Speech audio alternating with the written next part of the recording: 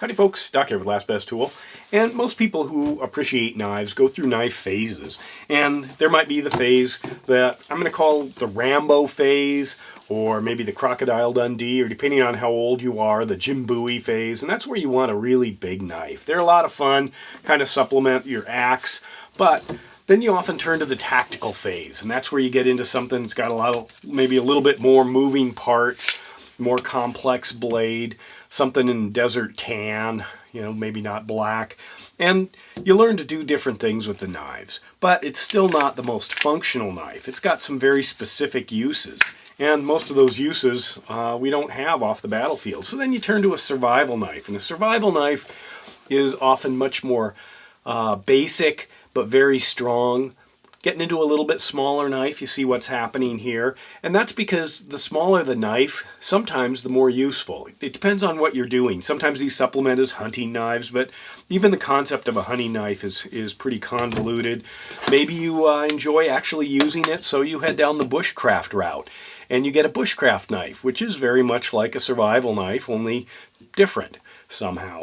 And of course you start fires with it and prep logs and build shelters, things like that. But when you finally get to the age where you really just want the ultimate in a functional knife, it tends to be something more like this. Right there. Now this is Meritech's new M390 knife. It is out of CountyComm, and it will be available for $119, which is actually, I think, a great deal for both M390 and for a modern functional knife.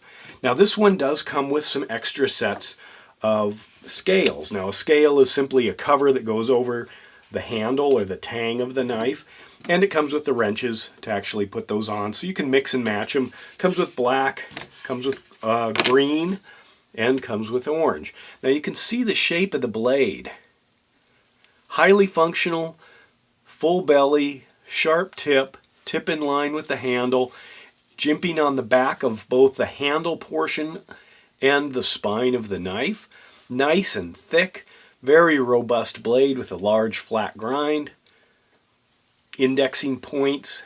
Now, some people don't like anything but say a smooth symmetrical handle, because as you're rotating it around in your hand, cutting this way or something, you might end up with hot spots. That's not what this is really for. This is more of a precision knife. This would be an ideal hunting knife, actually. You don't hunt with the knife, you gut the animals that you've hunted, so it gives you very good precision. And you know where the blade is, you know where the tip is. The big knives that people like to carry, you don't. It's kind of like an axe or a hatchet. I mean, you've got a portion of cutting surface way out away from your hand. So this is definitely something that you can have a very strong grip on and literally know exactly where that tip is for doing very fine work, which if you've got animals, there's the fine work on the inside so you don't puncture anything you shouldn't.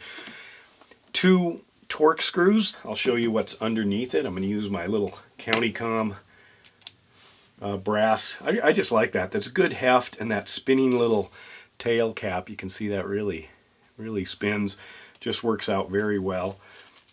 So what we've got are 2 screws. The screws are going into these threaded collars, which are on the other side of the knife over here. I reversed them there. And you can see then how these are held on with these little guys right here. Push that one through, pop that out, and then where are you? I'll just pull the handle off. Take that one off, and then this guy, felt that, pops right out. So not a lot of skeletonization there, in fact none.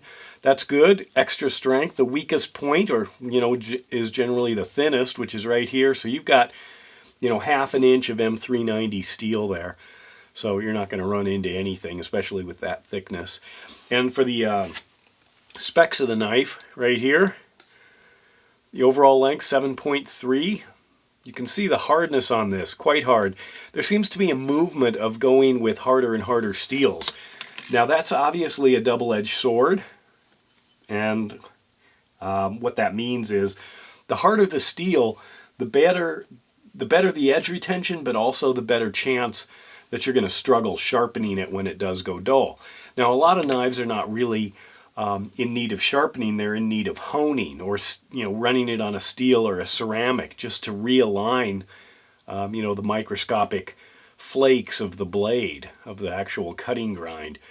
And when that happens, you can sharpen up something that you could literally rub across your skin, a few slices on a steel or a ceramic, and it'll cut paper.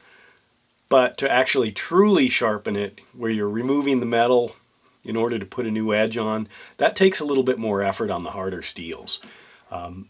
And effort basically is time. So a softer steel, a high carbon steel, something in the mid 50s to upper 50s, you're going to get an edge on it faster, but it doesn't hold the edge as long. So there's kind of a tune-up period. A lot of hunters would often carry a steel because they need to tune up their knife partway through the gutting process, or on the second deer or elk or whatever.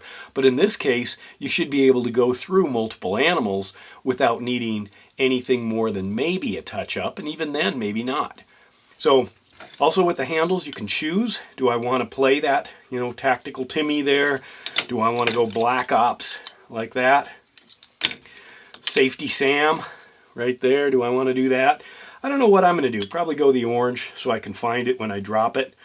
I think that would be a good direction to go. So to put these things on, just find that alignment where that part is, that points, that's got the flat spot right there, until you get that in. Where's the flat spot? There it is. Push that in. Can drop that in on both. Comes with an extra set of screws as well, should you need them. I'm going to run them both on this side at the moment.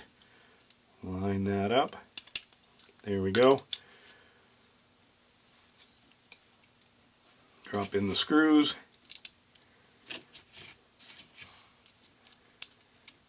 Line those up. Whoops.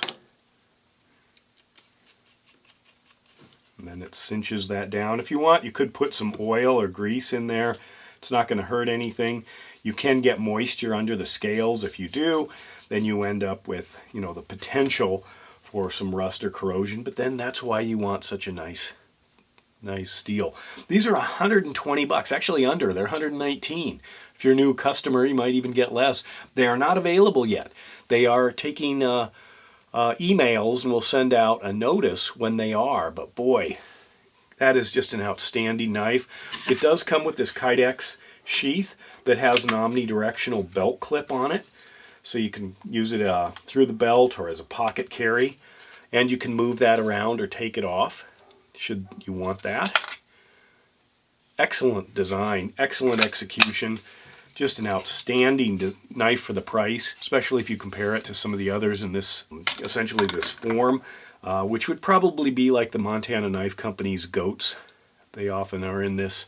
But it's just, that's where you go. So when you're done with your Bowie or Crocodile Dundee or Rambo phase, your tactical phase, your survival phase, your bushcraft phase, now you can get into your functional phase. And there you go. And with that, Doc out.